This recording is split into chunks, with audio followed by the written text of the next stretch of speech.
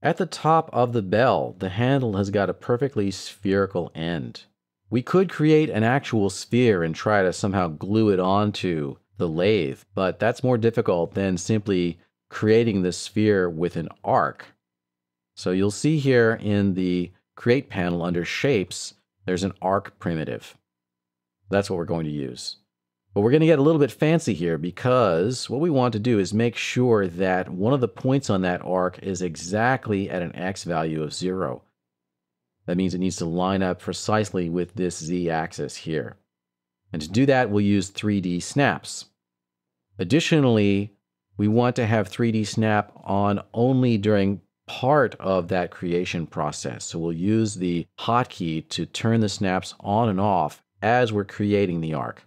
Let's go and set the options for 3D snap first. Right-click on any one of the magnets up here, and in the Snaps tab, we don't want to snap to grid points. Those are the intersections where two of the grid lines meet. Turn grid points off. Instead, we want to snap to the grid lines. So we can actually snap to any location here along a grid line. All right, we can close that. And now enable the Arc tool by clicking on it. Snaps are turned off right now. And we're going to go ahead and click and hold to create the first point here. And while holding the mouse down, enable snaps. And the hotkey for that is S.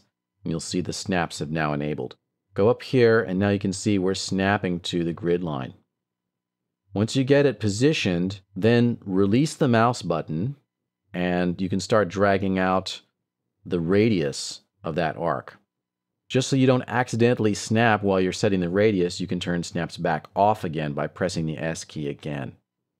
And then we can set that radius more precisely. Finally, click to finish that process. The arc has been created. And then right-click to exit the arc tool. And we can press the F3 key so we can see this. So that's a perfectly circular part of an arc.